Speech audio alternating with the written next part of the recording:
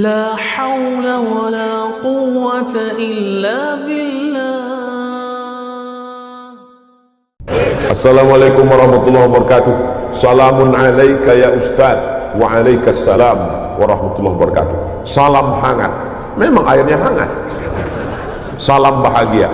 Bahagia kita semua. Semoga Ustaz selalu dalam kesehatan. Insyaallah, amin. Terkait dengan eksistensi para habaib zuriat Rasul, saat ini sedang terjadi gugat-menggugat. Bagaimana menurut Pak Ustaz? Mohon pencerahan. Nabi Muhammad SAW punya anak laki-laki, punya anak perempuan namanya Sayyidatuna Fatimah Az-Zahra. Fatimah Az-Zahra punya anak laki-laki namanya Sayyidina Al-Hasan dan Sayyidina Al-Husain. Yang Sayyidina Al-Hasan ini banyaknya sekarang di Maghribi, di Maroko. Makanya Raja Maroko itu namanya Hasan II. Hasan II ini anak Muhammad V. Muhammad V ini anak Hasan I, yang sampai keturunan Sayyidina Al-Hasan, anak Sayyidatuna Fatimah, anak Sayyidina Muhammad sallallahu alaihi wasallam. Raja Maroko yang sekarang Muhammad VI, anak Hasan II, anak Muhammad V, anak Hasan I. Saya rencana mau gitu juga buat nama anak saya. Abdul Somad I, punya anak saya Sami 2, Razik 1, nanti anak mereka Somad 2. Dan nggak ribut ngirim Fatihahnya. Untuk Somad 1, Somad 2, Somad 3, Somad 4, Al-Fatihah kan. Daripada ribut ngingatkah? Mereka tidak dipanggil Habib karena keturunan Sayyidina Al-Hasan. Yang keturunan Sayyidina Al-Husain setelah Habib Umar bin Abdurrahman Al-Abbas, Ratib Al-Abbas, itulah orang pertama yang dipanggil Habib.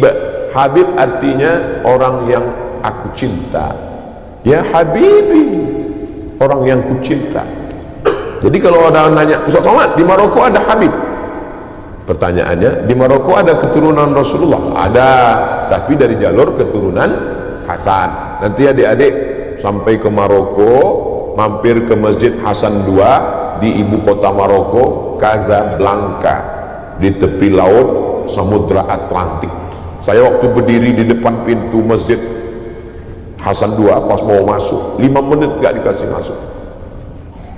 Pas mau masuk ditanya sama penjaganya, anta muslim? Ragu dia, saya Islam. Disangkanya saya turis dari Korea. Saya keluarkan kartu pelajar saya, ana muslim, ismi Abdul Samad, ana talib fi Darul Hadis Al-Hasaniyah. Saya muslim dari Indonesia. Tafadhal, lama saya termenung. Berarti saya mirip-mirip juga. Jadi mereka tuh susah melihat wajah kita ini, mata gini, disangkanya kita nggak Islam. Nah, makanya ada ulama dari Maghribi di Makkah namanya Sayyid Muhammad bin Alawi bin Abbas Al-Hasani. Kenapa Al-Hasani? Karena keturunan Sayyidina Al-Hasan. Itu ulama Al-Azhar namanya Syekh Muhammad Mutawalli Asy-Sya'rawi. Itu nasabnya Al-Husaini karena keturunan Sayyidina Husain, tapi tidak dipanggil Habib. Kenapa? Karena bukan keturunan dari Habib Umar bin Abdurrahman Al-Abbas, tidak dari Yaman. Jadi ada yang ke Mesir, ada yang ke Mesir, ada yang ke Yordania. Raja Yordania sekarang itu juga keturunan Nabi Muhammad sallallahu alaihi wasallam. Lalu bagaimana dengan yang para habaib yang ada di tempat kita? Nabi SAW punya anak perempuan namanya Sayyidatuna Fatimah. Sayyidatuna Fatimah punya anak laki-laki, adik Sayyidina Al-Hasan namanya Sayyidina Al-Husain. Sayyidina Al-Husain punya anak laki-laki namanya Ali Zainal Abidin. Kalau saya nanya, nggak usah stres, nggak usah depresi, karena saya jawab sendiri. Fatimah punya anak Hasan, adiknya namanya Sayyidina Al-Husain. Husain punya anak laki-laki namanya Ali Zainal Abidin. Ali Zainal Abidin punya anak laki-laki namanya Muhammad Al-Baqir. Muhammad Al-Baqir punya anak laki-laki namanya Ja'far Shadiq. Ja'far Shadiq punya anak laki-laki namanya Ali Al-Uraidi. Ali Al-Uraidi punya anak laki-laki namanya Muhammad An-Naqib. Muhammad An-Naqib punya anak laki-laki namanya Isa Ar-Rumi. Isa Ar-Rumi punya anak laki-laki namanya Ahmad bin Isa Al-Muhajir. Kenapa disebut Al-Muhajir? Karena dia pindah dari Irak ke Tarim. Ya Tarim, ya Tarim, ya Tarim, ya Tarim, Syailillah, Syailillah, Syailillah, Syailillah. Itulah maka disebut dengan Tarim. Memang Nabi pernah mendoakan Yaman? Ya, Allahumma barik lana fi Yamanina, Allahumma barik lana fi Yamanina, Allahumma barik lana fi Yamanina. Berikan berkah kepada negeri Yaman. Memangnya ada sahabat Nabi yang dari Yaman? Oh, sahabat Nabi Muaz bin Jabal, sahabat Nabi Abu Hurairah, sahabat yang paling banyak meriwayatkan hadis. Ad-Dausi, satu kabilah dari Yaman. Ada orang Yaman yang hebat. Nanti kalau dia datang ke sini, kamu minta doa sama dia, doanya makbul. Siapa dia ya Rasulullah? Kami yang ikut perang denganmu. Kenapa kami minta doa? Pokoknya kalau dia datang ke sini, minta doa. Nabi meninggal baru dia datang. Ternyata dia tidak ketemu dengan Nabi walaupun hidup di zaman Nabi. Dia tetap berada di Yaman karena dia menjaga ibunya. Dia adalah Wais Al-Qarni dari Yaman. Setelah Nabi meninggal baru dia datang. Dialah yang menggendong ibunya. Dari kecil dia menggendong kambing, dia gendong anak onta. Supaya apa? Latihan supaya bisa menggendong ibunya dari Yaman, berjalan kaki ke kota Makkah Al-Mukarramah. Yaman negerinya para ulama. Lalu kemudian pindahlah Ahmad bin Isa Al-Muhajir ke Tarim. Lalu dia punya anak laki-laki namanya Ubaidullah. Ubaidullah punya anak laki-laki namanya Alawi. Alawi inilah yang dipanggil dengan Ba'alawi. Ba'alawi maka disebut mereka keturunan dari Ba'alawi. Kalau disebut Ba'alawi, itulah dia keturunan-keturunannya, itulah dia As-Sagaf, Al-Jufri, Al-Haddad bin Syihab bin Yahya bin Syekh Abu Bakar, Habib Lutfi bin Yahya, Habib Rizik bin Syihab. Lalu kemudian Syekh Abdul Qadir As-Sagaf, Al-Attas. Kita selalu mengamalkan Ratib Al-Attas, Ratib Al-Haddad. Jadi kalau ada orang yang mengecam Al-Habaib Ba'alawi, maka sesungguhnya dia sudah meruntuhkan Ratib Al-Attas, Ratib Al-Haddad. Kerjaan siapa ini? Kerjaan komunis. Karena yang benci kepada zuriat Nabi SAW hanya orang yang tidak bertuhan. Kalau ada orang bertuhan, bernabi Muhammad SAW, pasti dia akan memuliakan zuriat keturunan Rasulullah SAW.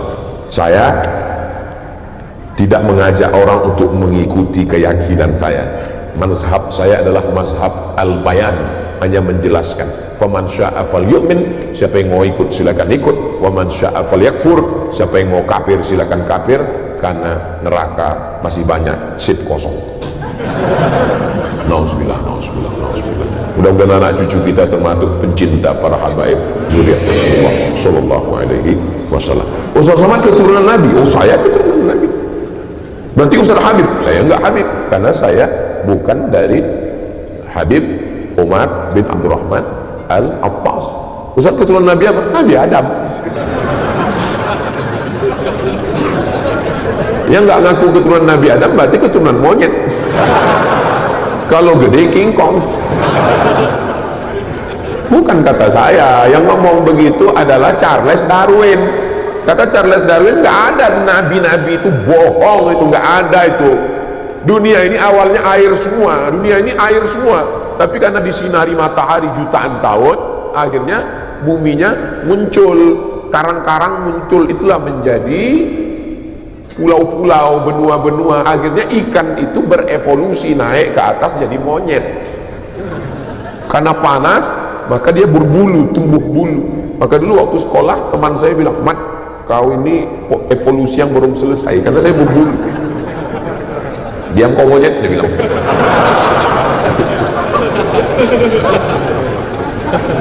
Kata dia berevolusi jadi monyet, jadi makhluk purba, lalu jadi sekarang Sebenarnya untuk mematahkan argumentasinya mudah aja. Terus habis ini jadi apa lagi? Kenapa berhenti? Kenapa nggak berkelanjutan evolusi? Terbantahkan itu semua. Kita bukan dari monyet, kita ini dari surga. Transit sebentar ke Bandung, habis itu kembali ke surga lagi, insya Allah. Pede sekali Ustadz ini. Loh, orang masuk neraka aja pede sekarang. Banyak yang bilang saya akan masuk neraka dengan artis-artis, akan show di sana. Masa kita nggak pede masuk surga? Kita akan diundang Allah masuk surga. Ya ayyatuhan nafsul mutmainnah irji'i ila rabbiki radiyatan mardiyah fadkhuli fi ibadi wadkhuli. Ketika masuk ke surga apa kata Allah? Salamun alaikum tibtum fadkhuluha khalidin. Itulah maka kita katakan salamun qaulan min rabbir rahim. Bersama di Masjid Darul Muhsinin, bersama di surga Jannatul Firdaus. Bagaimana anak bisa jadi seperti Ustadz Somad? Enggak ada disebut Ustadz Somad sini. Bagaimana anak bisa jadi seperti UAS? Mungkin ini maksudnya Ustadz Asep Supriyat.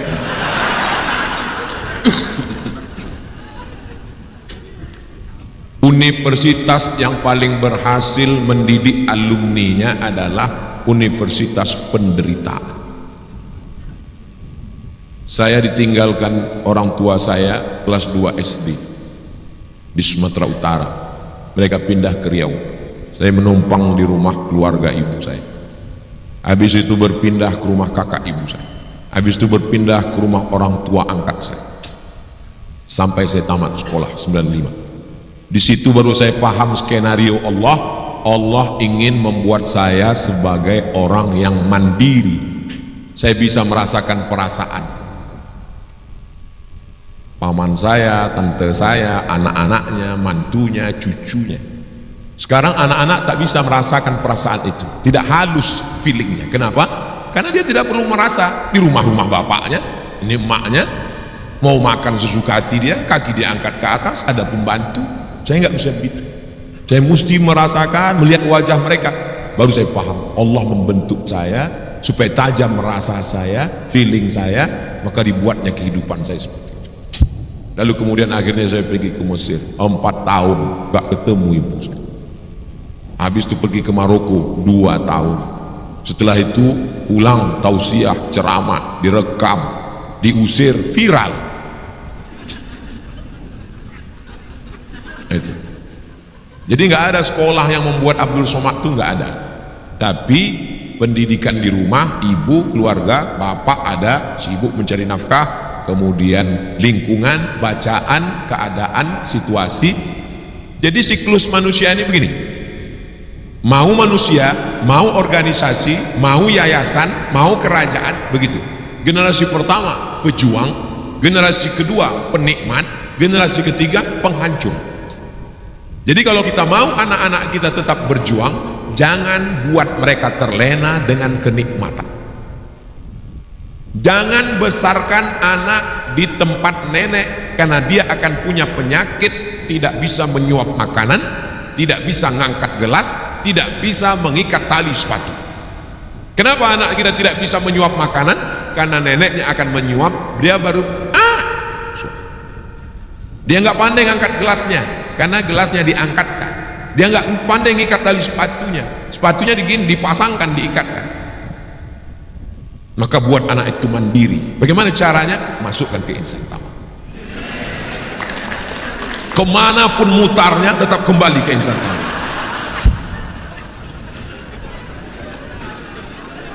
Tamat dari insan taman, apakah bisa alumni ini pergi ke Australia? Pede, memang mereka biasa berkomunikasi lancar. Dia disuruh mencari dana. Dari mana Ustaz tahu? Tadi baju kaosnya udah saya lihat. Dia bisa menulis, dia pergi ke luar negeri, ada yang ke Kairo, ada yang ke Australia, ada yang ke Inggris. Jadi biarkan anak ibu terbang sejauh mata memandang. Di hari petang dia akan pulang, karena dia tahu di mana letak sarang. Dia akan memperbaiki Indonesia, insya Allah. Jangan nanti anaknya mau pergi, mama aku mau pergi ke Cambridge University. Jangan, mama udah tua. Pergi, terbang sejauh mata jangan nangis, pergi. Kunci pintu kamar, baru nangis. Doakan dia. Waktu saya mau daftar S3 2017, mak saya umurnya hampir 70, meninggal umur 71. Mak, saya nakut-nakuti dia. Aku udah daftar S3 di Sudan. Sekarang aku mau cuti. Aku tinggal di Sudan 2 tahun. Sebetulnya nggak wajib tinggal. Saya mau ngeliat respon dia. Aku udah terdaftar di Sudan, aku mau tinggal di Sudan 2 tahun. Semua berhenti, aku berangkat. Gimana? Apa kata dia? Aku udah biasa hidup sendirian di rumah ini. Kau silakan pergi, pulang ke dokter. Aku bangga punya anak. Makanya kalau ada mahasiswa yang ngadu ke saya, Ustadz, saya dapat beasiswa dari Al-Azhar, terus mak saya nggak ngizinkan. Mati aja lah mak kau.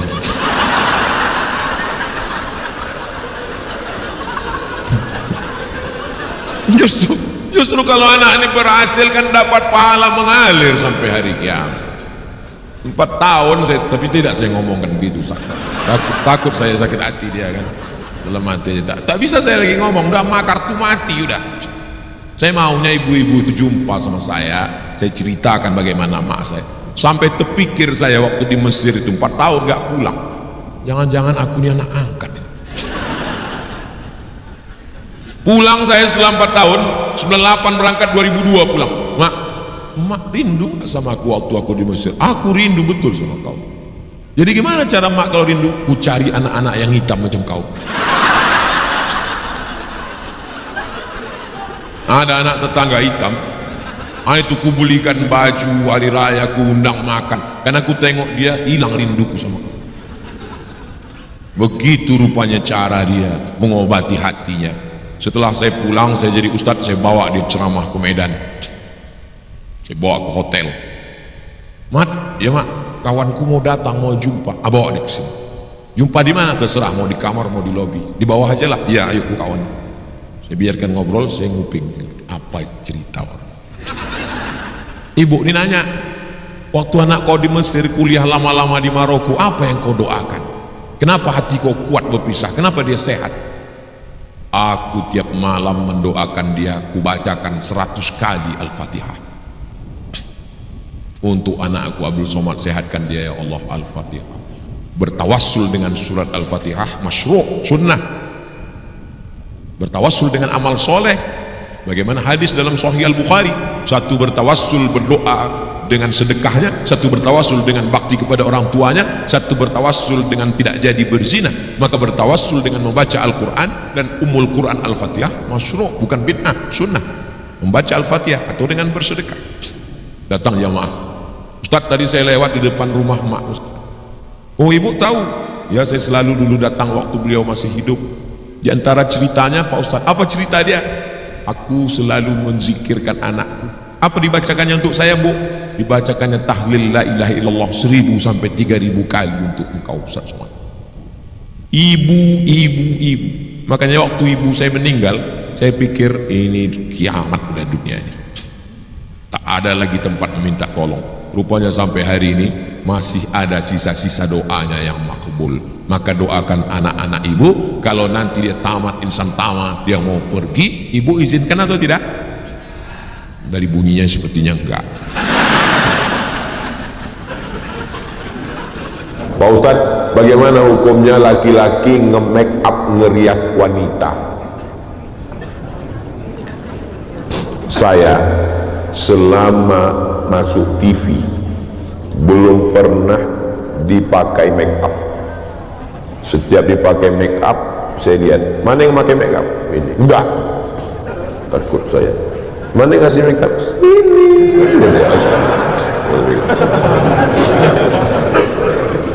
Kalau yang make up laki-laki garis tulang lunak presto, berarti kita sudah meridhoi perbuatan LGBT. Kalau yang make up adalah perempuan tidak mahram, istri orang memake up suami orang. Ustadz pakai bedak aja biar supaya nggak terlihat di kamera wajah Ustadz penuh dengan tetesan peluh keringat dan air mata beserta limpahan darah. dia ambil bedak gini-gini kan, supaya enggak berkeringat, supaya wajahnya glowing. Ustaz nggak pakai make up kok tetap glowing ya? Ini bekas air wudhu. Oh, jadi Ustaz anggap kami ini semuanya tayamum.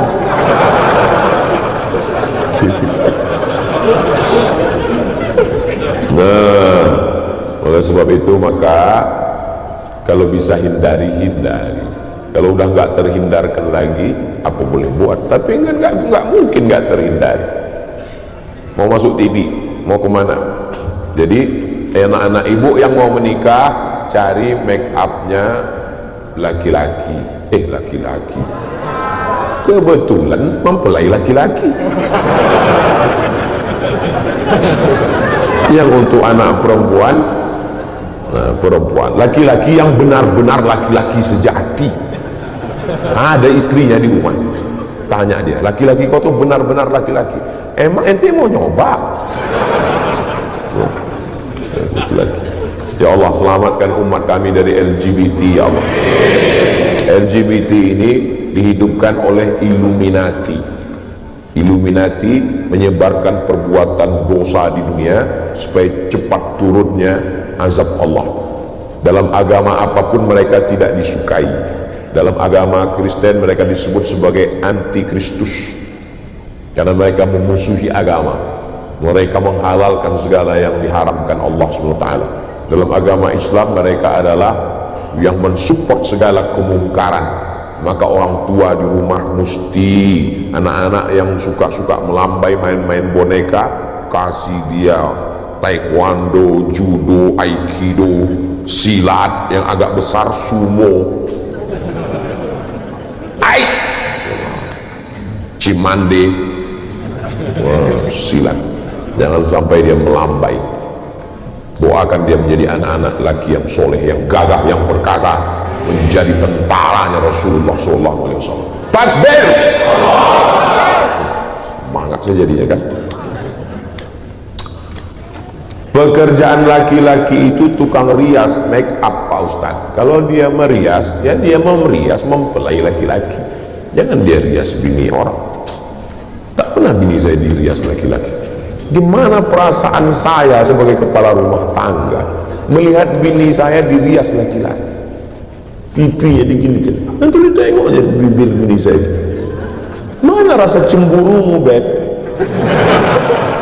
Kau kan laki-laki. Laki-laki yang tak ada rasa cemburunya dayus. La yadkhulul jannata dayus, tak masuk surga dayus. Siapa itu? La yagharu ala maharimihi, tak ada rasa cemburu.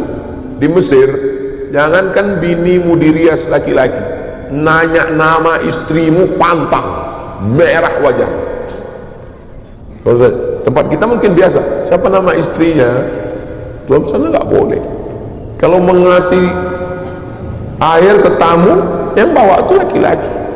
Saya nggak pernah saya suruh istri saya membawa air minumnya ke tamu. Yang bawa air minum ke tamu saya. Nggak pernah sekalipun istri saya suruh datang ke ruang, ma datang ya. Lalu dia pun datang, direkam sama tamu.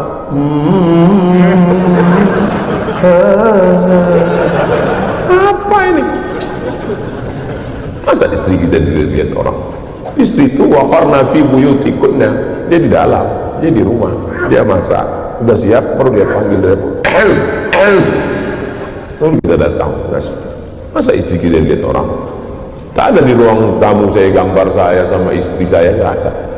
Gambarnya di kamar. Yang di ruang tamu dia kaligrafi. Gambar Ustaz, gambar saya ada. Lalu gambar istri saya itu tengok ini cantik juga bini kau ya, katanya. Pakai pelet apa kau dulu, katanya? Ada rasa cemburu. Jadi laki-laki yang udah tak ada rasa cemburu, ibu pun kalau udah tak ada rasa cemburu kepada suaminya, waspadalah. Kejahatan terjadi bukan karena ada niat dari pelakunya, tapi juga karena ada kesempatan. Waspadalah. Anak saya dicerai suaminya 1,5 tahun. Setelah itu dia kembali lagi, tapi tidak diwalikan oleh tapi tidak diwalikan oleh haknya, maksudnya tidak pakai wali hakim, bukan oleh bapaknya. tidak memberi tahu orang tuanya, tahu-tahu dia hamil. Dia hamil lah, dia udah rujuk, nggak mungkin pakai bluetooth. Pertanyaannya, apakah pernikahannya sah menurut Islam? Menurut mazhab Syafi'i, tidak sah nikah tanpa wali. Kalau dia nikah pakai mazhab Hanafi, boleh tidak pakai wali. Janda bisa menikahkan dirinya tanpa wali. Tapi di hukum Indonesia, kompilasi hukum Islam Indonesia tidak pakai mazhab Hanafi, pakai mazhab Syafi'i. Maka dari mana? Ini mesti ditanya. Kena dulu kamu caranya nikah bagaimana? Orang yang sudah pisah, habis masa iddahnya 3 bulan, kalau dia mau rujuk lagi, maka dia mesti akad pulang. Aku nikah. Orang yang sudah lewat iddahnya, kalau masih dalam iddah, dia jatuhkan tolak, tapi masih satu rumah. Aku tolak kamu, tapi masih satu rumah. Tiba-tiba hujan lebat malam, balik lagi, sah rujuknya. Tapi kalau sudah habis iddahnya 3 bulan, dia mau rujuk lagi, itu mesti akad ulang. Ada mempelai laki-laki, ada wali, ada mahar, ada 2 saksi, ada ijab, ada qabul. Aku nikahkan engkau dengan anakku dengan mahar sebentuk cincin emas tunai, sah, baru balik. Itu namanya pengantin baru, stok lama. Kalau sholat yang pernah ditinggalkan itu lupa ada berapa, lalu gimana cara mengqadhanya? Cara mengqadhanya, ingat aja akil baliknya kapan.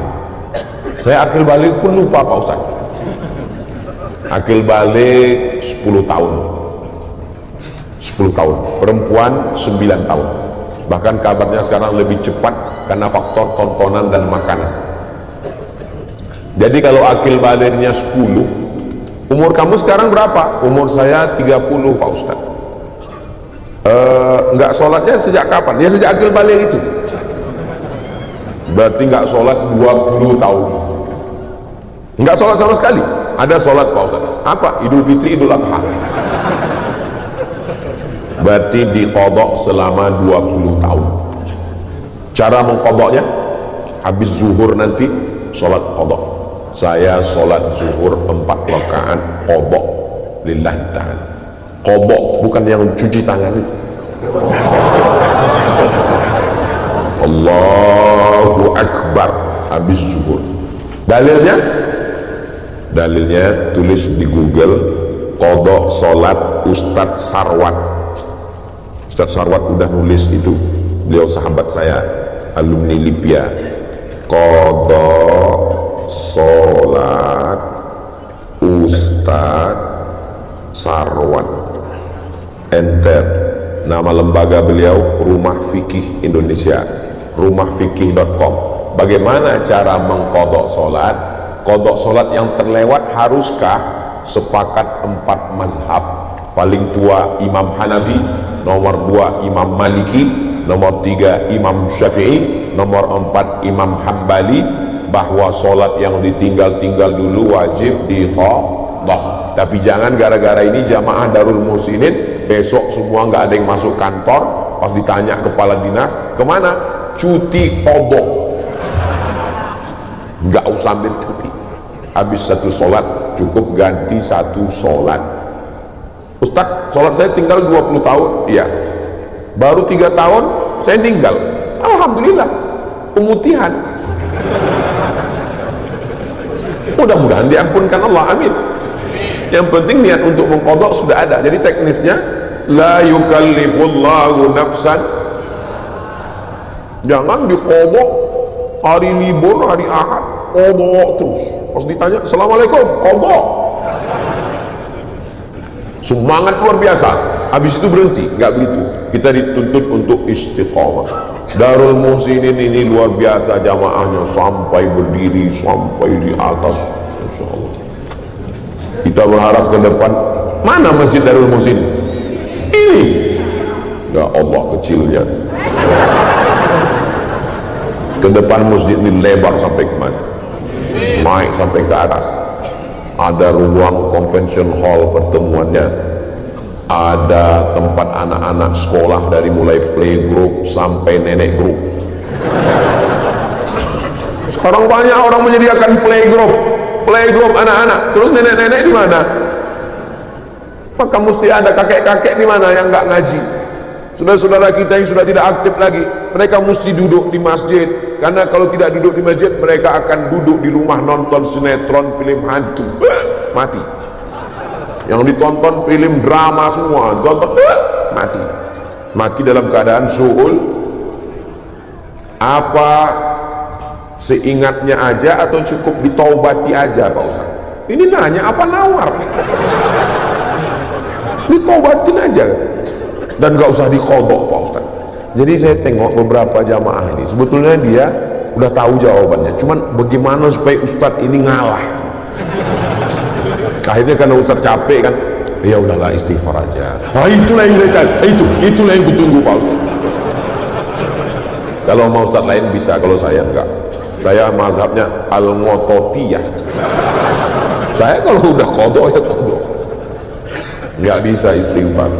Astaghfirullah Rabbal baraya, astaghfirullah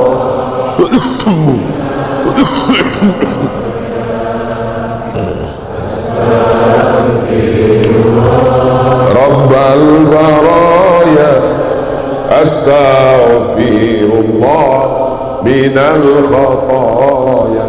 Astaghfirullah, aku minta ampun kepada Allah Rabbal baraya, yang menciptakan semua makhluk. Astaghfirullah, aku minta ampun kepada Allah minal khataya, dari semua kesalahan-kesalahan. Jadi nanti kalau kita istighfar, anak kita nanya, mama apa astaghfirullah Rabbal baraya? Pokoknya minta ampun, pokoknya minta ampun. Iya, tapi makna yang aslinya mah, kata Ustaz, kalau banyak nanya itu Bani Israel. Yang penting iman aja, iman. Yang penting hati kita bersihkan. Dah cukup. Maksudnya. Itu cara menutupi kejahilan kita. Bagaimana agar suami istri bisa satu frekuensi dalam mendidik anak remaja Pak Ustadz? Komunikasi. Ibu kasih tahu ke bapak, Bang, AA, Mas, kalau kamu nggak bisa komunikasi langsung dengan aku, tulis aja WA. Seperti kau kirim surat ke aku waktu ditangkap makku dulu. Karena ada laki-laki ini kalau dia ngomong dia nggak bisa mengungkapkan kata-katanya pakai surat. Dulu waktu dia menyurati ibu, ku biarkan pena ini menari-nari di atas kertas yang suci ini. Akhirnya dihanyutkannya ke sungai, nganyut ke Jakarta. Hanya disuruh dia buat WA. Apa yang dia nggak senang, supaya bisa dikomunikasikan, duduk ngobrol bersama. Kalau acara pengajian di sekolah, buatkan khusus. Sebenarnya orang tua ini perlu konseling. Duduk bersama psikolog, dudukkan dengan ustadz, satu dari aspek agama, satu dari aspek psikologis, supaya selesai masalah. Karena kalau yang satu mengatakan saya mau anak saya pakai celana jeans metal dunia, ibu mengatakan anak saya mesti akhirat agama, nggak ketemu titiknya. Dulu kok bisa kalian ketemu ya? Anak itu ada kan karena kalian ketemu, nggak mungkin jadi melalui Bluetooth. Nah, jadi kalian mesti berkomunikasi, ketemu untuk kebaikan mereka bersama. Insya Allah ada titik temunya. Karena suami yang tidak mengerti, istri yang tidak mengerti, mereka juga hamba Allah. Qalbul mu'min baina asabi'ir rahman, hatinya itu milik Allah Ta'ala. Tak ada yang sulit bagi Allah. Innama amruhu idza arada syai'an ayaqula lahu kun. Jangan pernah berhenti usaha, bawa pengajian, undang di acara majelis pengajian wali murid Insan Tama, hadiri kajian-kajian. Ada Ustaz Ismail Yusanto, ada Ustaz Asep Supriyatna, ada Ustaz Somad melalui online. Tapi ada yang paling hebat lagi, ad-doa silahul mu'min, doa senjatanya.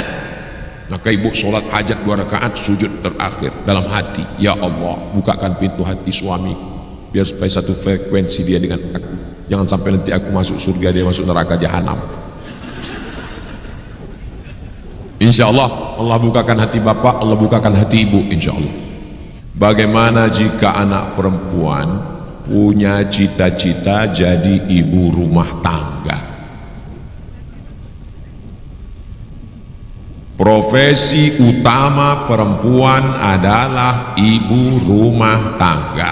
Adapun dia menjadi pengusaha itu sampingan. Adapun dia jadi polwan sampingan. Kalau dia jadi polwan yang bisa masak, yang bisa mendidik anak-anak. Kalau dia jadi dokter spesialis sampingan. Polwan kalau dia, anak-anak kan susah makan sekarang, dia mesti bisa nyuruh anaknya makan.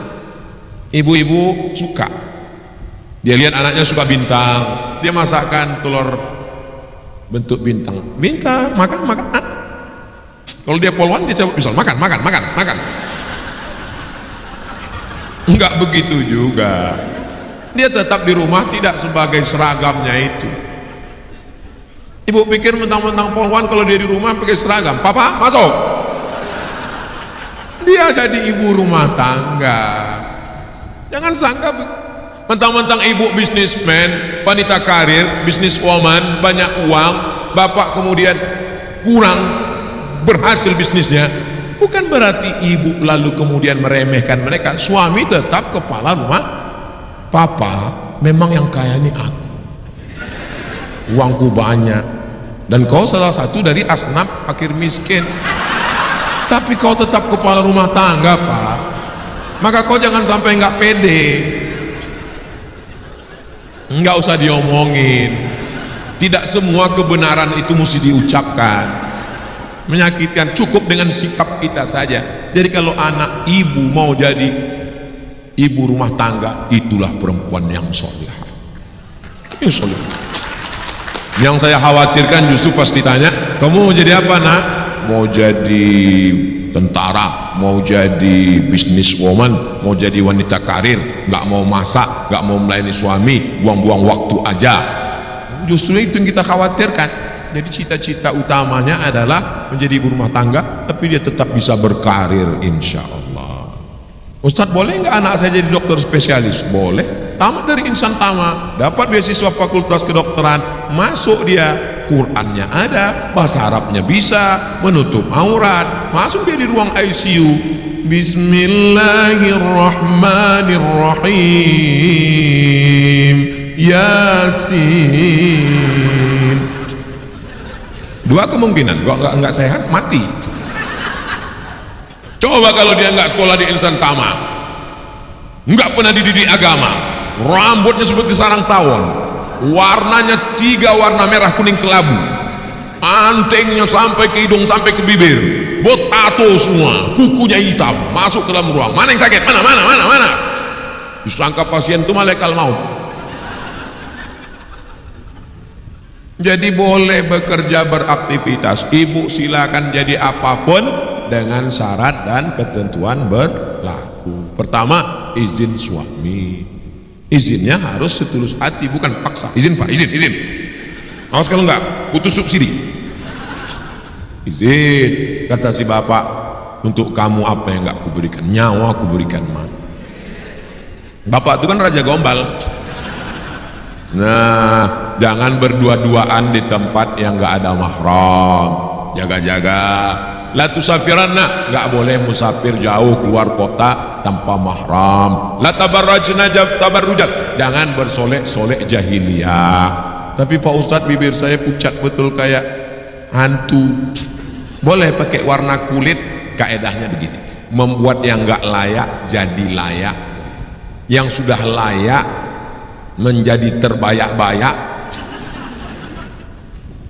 Yang sudah layak itu udah nggak usah ditambah-tambahi lagi. Itu kerja setan. Karena setan itu la umanniyannahum, aku buat mereka berhalusinasi. Kata setan, robah alis, robah, pakai itu ini segala macam. Maka ibu tetap pede dengan apa yang ada sekarang. Yang udah pernah robah apa boleh buat, nggak bisa balik lagi. Banyak-banyak minta ampun, mudah-mudahan Allah mengampuni. Kamu kok glowing ya? Ini bekas wudhu.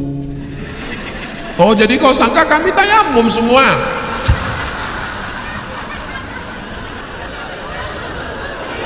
Jadi kita bangkitkan percaya diri kita. Sebenarnya orang-orang yang mengotak-atik wajahnya itu, orang ngelihat dia malah ngeri. Dia aja yang kepedean. Saya terus terang ngelihat orang yang oplas-oplas, takut saya nengok mukanya. Iya, bibir bengkak. Bagi dia udah cantik betul, tapi orang nengoknya macam hantu. Dia berhalusinasi dengan diri dia sendiri. Itu penyakit, na'udzubillah. Kalau kita ibadah, kita zikir, insya Allah Allah selamatkan kita dari itu semua. Laki-laki melihat perempuan seperti bunga. Bunga ini ada masanya kuntum, mekar, harum, dan akan layu dan mati. Maka bapak mesti siap menerima bunga yang layu. Karena bunga yang tidak layu cuma bunga plastik. Maka sekarang banyak perempuan isi wajahnya kresek. Dagu plastik, hidung plastik, pipi plastik. Ini apa namanya? Bulu mata pun plastik. Plastik, lentik. Ada orang bakar sampah layu. Parah itu. Apa saja yang enggak termasuk riba dan apa saja yang termasuk riba? La ta'kulu riba adha'afan mudha'afah. Jangan makan riba yang berlipat ganda. Minjam uang 100 juta, bayarnya 120, riba. Apapun namanya, saya nggak sebut namanya. Yang penting asal bertambah berarti riba. Uang dengan uang riba. Tapi kalau uang dengan barang enggak. Bapak punya mobil, Pak, saya beli mobil Bapak. Sebetulnya harga mobil ini 200 juta, tapi karena sama Ustadz Somad ya 210 aja lah. Kadang dengan Ustadz malah makin mahal dibuatnya. 210 ya, ya. Saya nggak ada uang cash. Kalau saya cicil setahun bisa nggak? Bisa Pak Ustadz. Jadi berapa? 210 sebulannya Ustadz angsur aja 30 juta. Ya jadi 360 Pak Ustadz. Dari 210 jadi 360. Bertambah apa enggak bertambah? Bertambah. Riba apa enggak? Enggak. Kenapa enggak? Karena akadnya uang dengan barang. Uang dengan barang enggak riba. Mana dalilnya? Ini kan lagi tren, di mana dalilnya? Ya, dalilnya tulis di Google. Somad Moroko. Jangan somat merokok. Somat Moroko. SOMAD MOROCCO. Somat Moroko spasi kredit. Sudah enter. Somat Moroko itu blog saya dulu. Kredit sudah saya tulis 25 Agustus 2010. Uang dengan barang tidak riba. Tapi katanya waktu saya ngambil barang mobil ini riba Pak Ustadz. Itu karena ada orang ketiga, namanya leasing, penyedia jasa keuangan, yang sebetulnya akad kita dengan dia adalah uang dengan uang, bukan uang dengan barang. Makanya jangan sampai ada orang ketiga di antara kita, Bu. Orang ketiga ini berbahaya. Orang ketiga ini adalah saya. Enggak ada saya ngomong gitu. Nah, jadi jangan sampai ada orang ketiga. Nah, ini yang menyebabkan riba. Jadi kuncinya satu saja, uang dengan uang bertambah, maka dia adalah riba. Apa efek riba? 5. 1. Alladzina ya'kuluna ar-riba la yaqumuna illa kama yaqumu alladzi yatakhabbathu asy-syaitanu minal mas. Orang yang makan riba bangun dari kubur seperti orang yang kerasukan, kesambet. Kalau bahasa Sundanya apa? Kesurupan. Nanti kalau ngelihat di padang mahsyar pas bangun dari kubur ada orang kesurupan, kamu riba ya? Kamu juga. Mudah-mudahan Allah selamatkan kita ya Allah. Yang kedua, uang riba dibelikan ke nasi Allahumma barik lana fi ma razaqtana wa qina azabannar. Amin. Sepiring nasi berubah menjadi darah, darah berubah menjadi daging. Ayyuma lahmin nabata min haramin, daging yang tumbuh dari riba, fannaru aulabi, tempatnya api neraka. Tumbuh dari riba. Sedangkan kita berdoa Rabbana atina fid dunya hasanah wa fil akhirati hasanah wa qina Allahumma ajirna minan nar, Allahumma ajirna minan nar, Allahumma ajirna minan nar, Allahumma ajirna minan nar. Selamatkan kami dari api neraka. Masuk neraka gara-gara daging yang tumbuh dari riba, tidak boleh masuk surga, transit dulu di obo-obo di neraka. Habis baru masuk surga. Insya Allah kita semua ini nggak ada yang transit langsung masuk surga. Heran jamaah, semua jamaah Darul Muslimin udah masuk surga, tiba-tiba Ustaz Somad belum kelihatan. Pada nanya, pengurus ketua semua nanya, Ustaz Somad mana? Nggak tahu. Ustaz Somad katanya mungkin udah transit. Tapi dia kemarin doa waktu pengajian nggak transit, nggak tahu. Baiknya kita tanya aja sama malaikat Ridwan. Malaikat Ridwan, ya Ustaz Somad mana? Dia di VVIP. Amin kan lah. Itu cara saya minta doa jamaah. Yang ketiga, orang yang berdoa Rabbi habli minas sholihin, berikanlah anak-anak saya soleh-soleh ya Allah, doanya tidak dikabulkan Allah. Kenapa? Mat'amu haram, karena lidah yang dipakai berdoa lidah makan riba. Kecuali lidahnya dua, satu untuk makan riba, satu untuk berdoa. Pas makan riba itu, pas mau berdoa sebentar ya ganti. Lidah yang sama kau pakai berdoa tak diterima Allah. 4. Minum riba. Minum 1 gelas susu riba, masuk setetes darah. 1 gelas minuman berubah jadi setetes darah, masuk ke dalam jantung. Dari jantung disemburkan naik ke otak. Bapak ibu semua hafal ayatnya. Nasiyatin kadzibatin khati'ah. Nasiyatin ubun-ubun, kadzibatin pembohong, khati'ah penjahat. Kalau orang jahat, yang jahat itu kan tangannya, yang jahat itu kan mulutnya, yang jahat itu kan matanya, yang jahat kan kemaluannya. Kok yang jahat otaknya? Karena mata, tangan, kaki, tanda tangan diperintahkan oleh otak. Yang mana? Otak bagian depan. Yang nggak ada otak, makan otak-otak. Yang kelima, efek dari riba adalah memperjauh jarak antara si miskin jatuh sejatuh-jatuhnya karena rentenir, yang kaya sekaya-kayanya. Yang kaya makin kaya, yang miskin makin miskin. Lagu Bang Haji semua. Lintah darat, semua yang di air kalau naik ke darat jahatnya luar biasa. Lintah darat dan buaya biasa aja, Bu, jangan kuatkan. Apakah program bayi tabung boleh menurut Islam? Boleh, syaratnya 2. Yang pertama, sperma milik suaminya dan sel ovum telur milik istrinya, bukan milik orang lain.